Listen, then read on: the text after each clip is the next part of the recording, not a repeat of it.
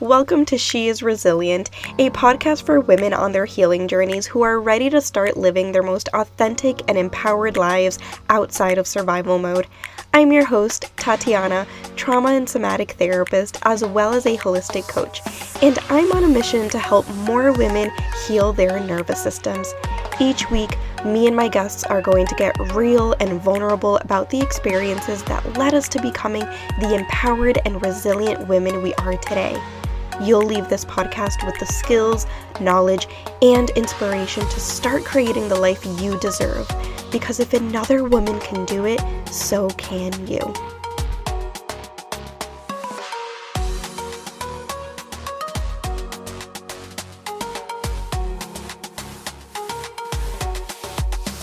Welcome to another episode of She is Resilient. Today we have our guest, Rachel.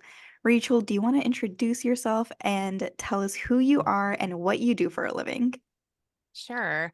My name is Lynne Wall, and I say this sarcastically, but also it's very true at the moment. I'm doing my husband right now for a living. It's great. Oh my gosh, I that is don't, hilarious. I don't know if you've seen those reels going around that are like, "What do you do for a living?" And the girl, like mom tells the little girl, like, "Your dad. That's what I'm doing." Like, That's really not funny. it's really dry. Sorry, or like that's just my humor. But no, I own a content creation agency. I just have really, as I guess my path to finding who I am, have stopped identifying who I am with what I do. That's been a big part of my story.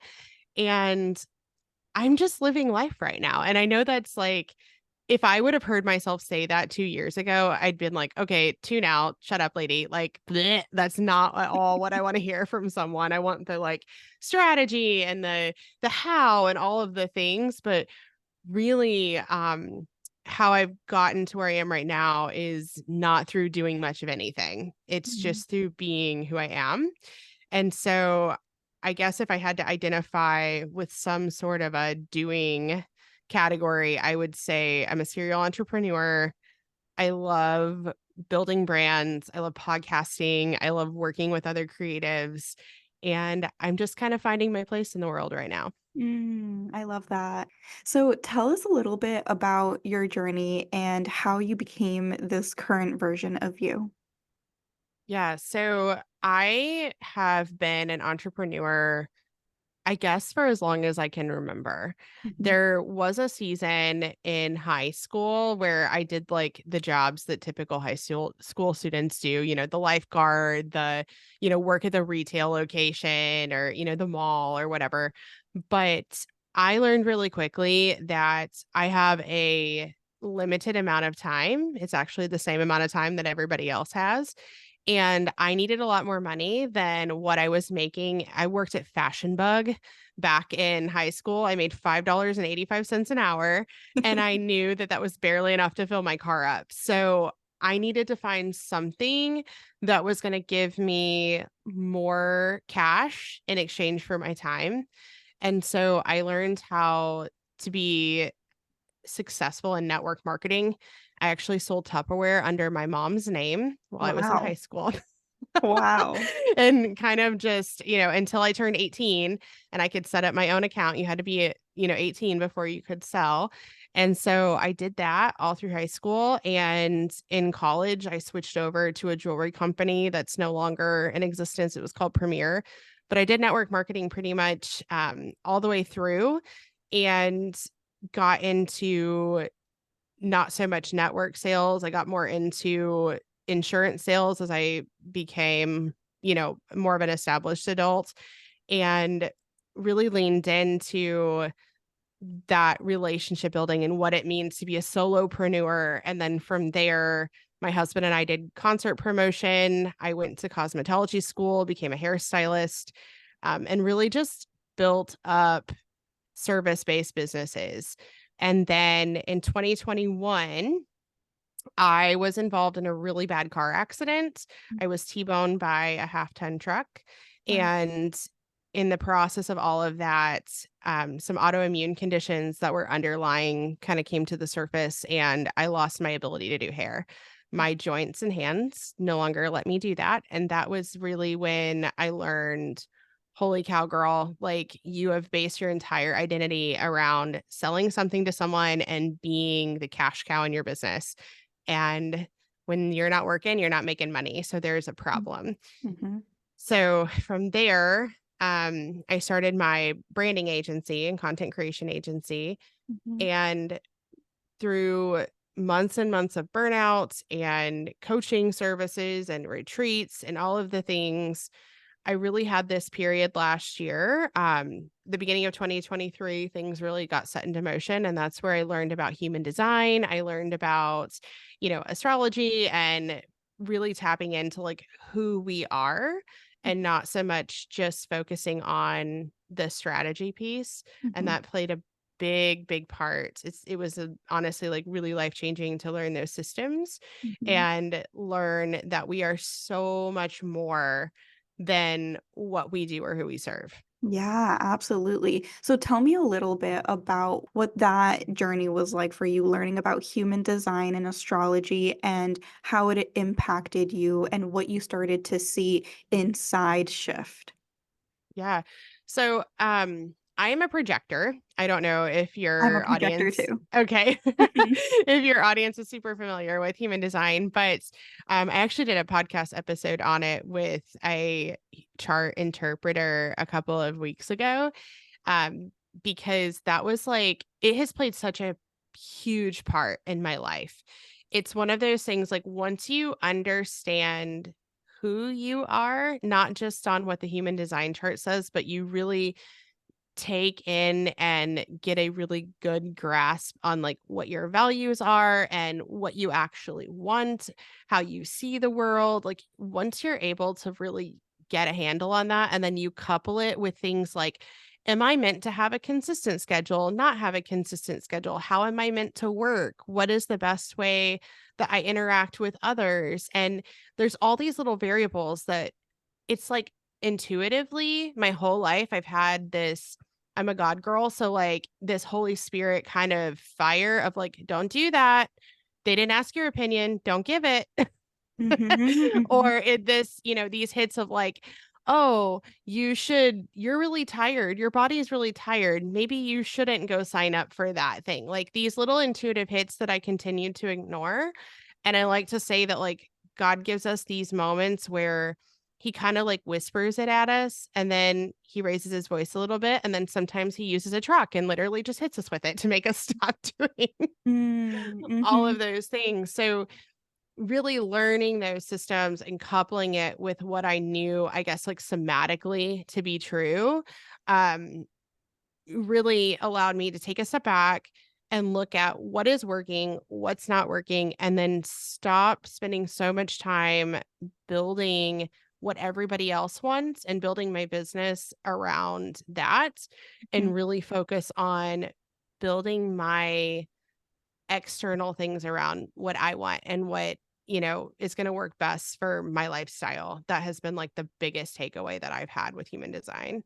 Totally, I love that. So maybe you can tell us a little bit more about, and I don't know how much you know about all of the different designs, and if you don't, Yeah. that's totally fine. But maybe we can start off with projectors since we're both projectors, and I know that we need a lot of rest, right? And so Yes. it sounds like in the past you were kind of ignoring those cues that your body was giving you, and now Hmm. it sounds like you're honoring yourself more now that you understand your human design a little bit more. So tell us a little bit more about what projectors are like, what they need, how they need to show up in the world. And then if you do have knowledge on some of the other designs, maybe you can share a little bit about that too. Yeah. So I am by no means like a chart interpreter. I am very much like I have consumed content and I have really absorbed the stuff that's relevant to me. However, I can say that part of my role as being like an agency owner is finding a team that really fits and really works well. And I've actually used human design in my hiring process. Mm, And I can say that most of the people in my life are either generators or manifesting generators. And I I can confidently say that for the last half of a decade, I have been a projector who has tried to identify as a Manny-Gen. Mm. My husband's a manifesting generator, and I think that he's one of the most brilliant men that I've ever encountered. Like, he's the man is a genius, and I am so in love with his entrepreneurial spirit. And it's like I watch him take things from ideation to like basic conception to like just running with it and following through. And I was trying to keep up. And I tried to build my businesses the way that I saw his businesses being built. And it's like it would fall flat every time. I Mhm. would hire coaches or hire helpers and mentors, different people in my life that I thought, okay, you did what I'm trying to do. So if I do it the way you did it, then I'll get the same results or I'll get something similar with my flavor. And Mhm. what I've realized is that that is not true. Mhm. That that is not like I cannot build my life the way a generator or manifesting generator has built it. Totally. Yeah. I don't have that sacral authority. And for someone who doesn't know what I'm talking about, and it sounds like German, I'm so sorry. But so the authority, the centers are basically, they're based off the chakra system. And so you have like a sacral center, a root center, a throat center, a G center, a splenic center, an ego. You have a ajna, and then you have like the head center. So it's very close to the chakra system. And as a projector, we don't have defined sacral centers. So we are incapable of, I guess, igniting our own flame, so to speak. Like we take on that energy from other people and the folks that are around us. Mhm. And so that center is open, and it makes it very challenging to not so much like that we can't work in short bursts, but to maintain that energy over a long period of time. Mhm. It leads to burnout. And what I have noticed is that my not self theme, that theme of bitterness, I had no idea that's how I felt. But when I heard the word bitter, it was like, oh my Lord, Mhm. I have been ran so ragged. And that is how I feel every time I don't stay true to what I actually want, or I don't advocate for myself, or I take on too much. I'm just bitter. It's Yeah. like really awful dark chocolate. Yeah. I love dark chocolates. I do too, but like it's like bad dark chocolate. Like it's been sitting out and like the wrapper's been open for a Yeah, couple yeah. of days, and it's just like ugh, not a good thing. Totally. So, how do you honor your body? What are some daily practices that you do to honor your body? And also maybe tell us a little bit about how you know that it's time to slow down, right? Because I think it's easier said than done. We can say, "Oh, yes, let's honor our body all we want," but how do we even know that our bodies need to rest? Well, I'll say first and foremost that I embody my values and I embody, I don't want to say brand because I feel like that's really cliche, but like I truly try to embody like the things that are important to me and the way that I want to show up in the world. And part of that is really taking on the task of like somatically processing all of these things. And these are like heavy hitter emotions. These are every time we say yes to something, we potentially say no to something else. Mhm. And I feel like it's one of those things where, over the last couple years, especially as someone who's developed autoimmune conditions, like I can feel the flare before it even becomes like it's a manifested thing that like is here in the physical. It's like, oh, I know that that's going to be triggering. Mhm. And it's just this inner knowing. And it's really leaning in and getting very comfortable with your own intuition Mhm. because we all have it. It's not this like superpower that is only reserved for certain people. Mhm. Every single person has intuitive gifts. It's just a matter of how, I guess, like, focused you're going to be when they talk, because it Mhm. will. Whether it's a Yeah. stomach ache or a headache. I know we're coming off of, like, a really heavy eclipse season, Mhm. and I just knew going into it, like, the end of February, I could just feel the Mhm. energy and the air, and I can say, like, we're kind of, like, out of it now, like, I can feel it being lifted, but Mhm. holy cow, Monday was a really heavy day for me. Like, I Yeah. intentionally did not schedule things.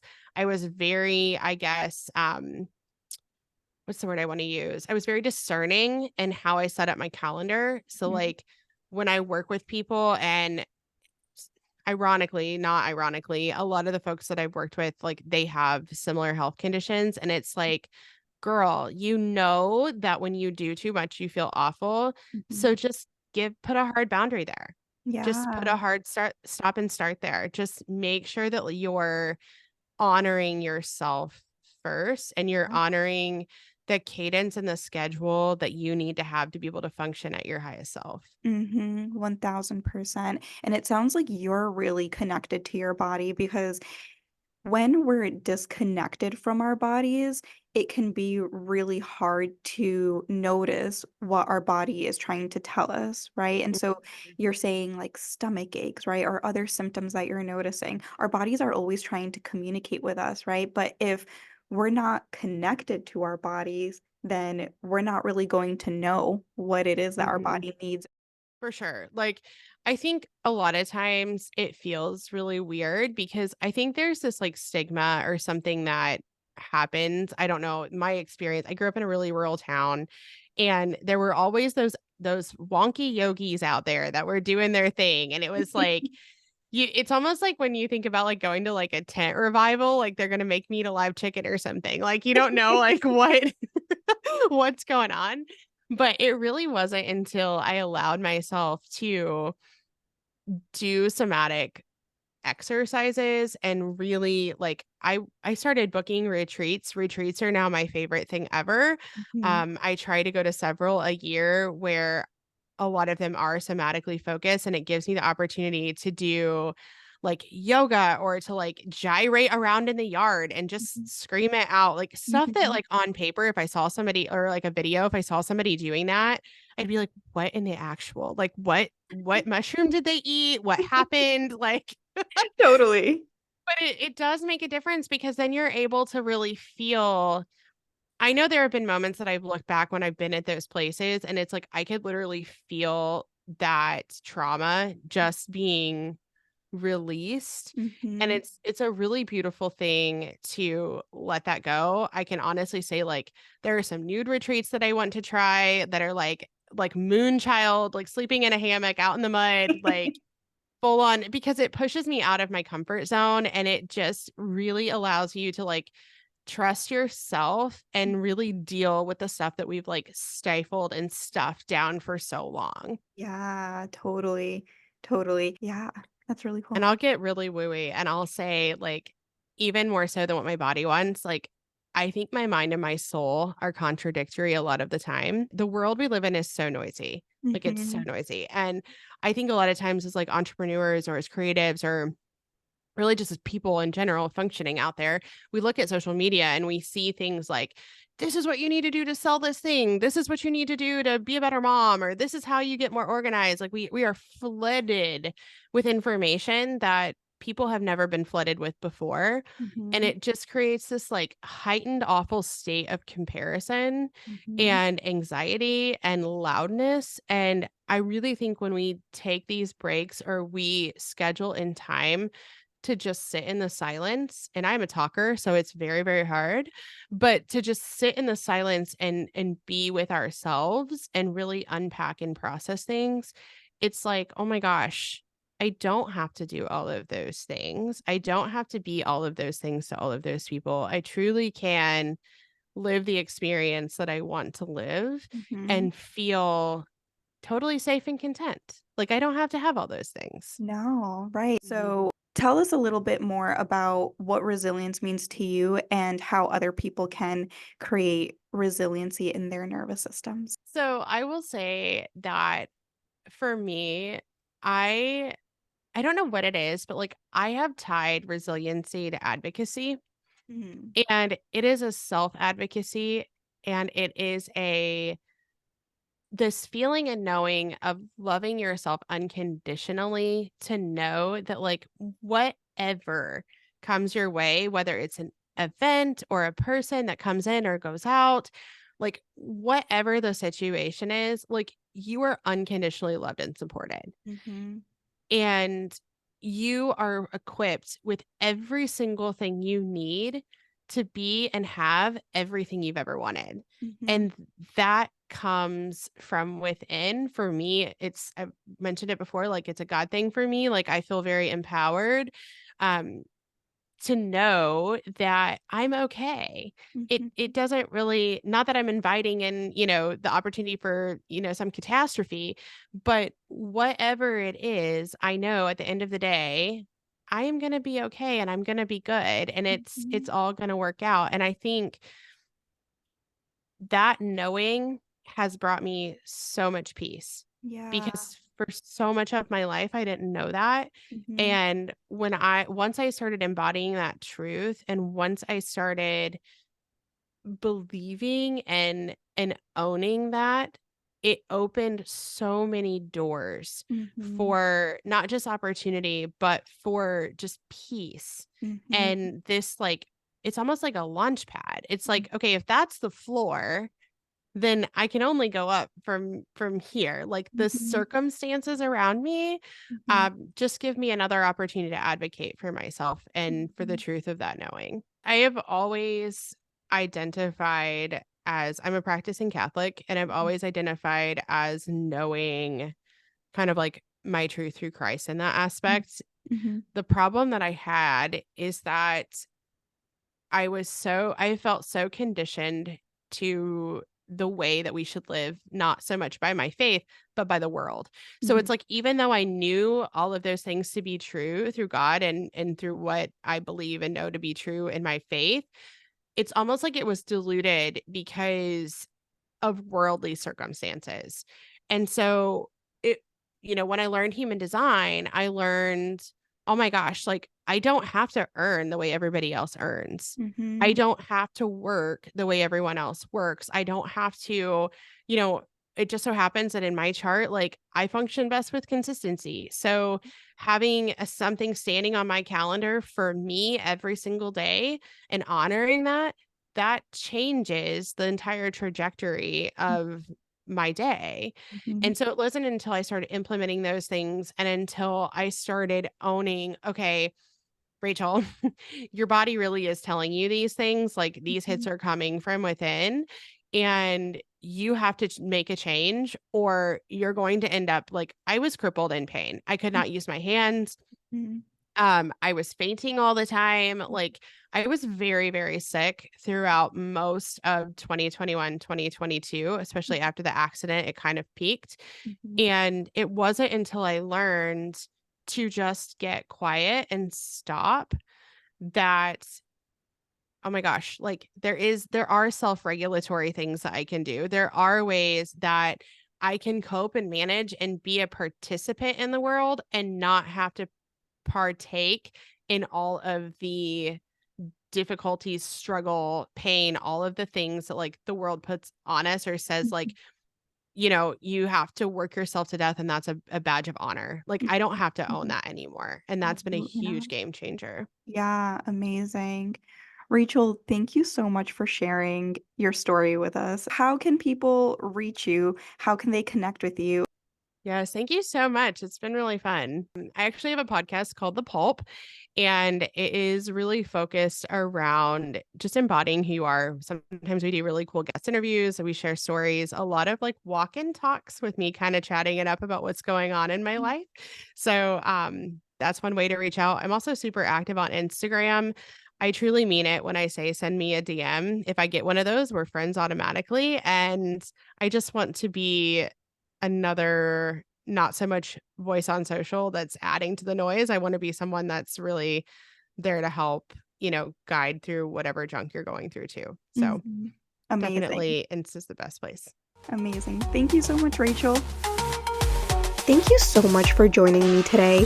If you absolutely loved this episode, I would so appreciate it if you subscribed and left a review on Apple Podcast, or take a screenshot and share this episode on social media.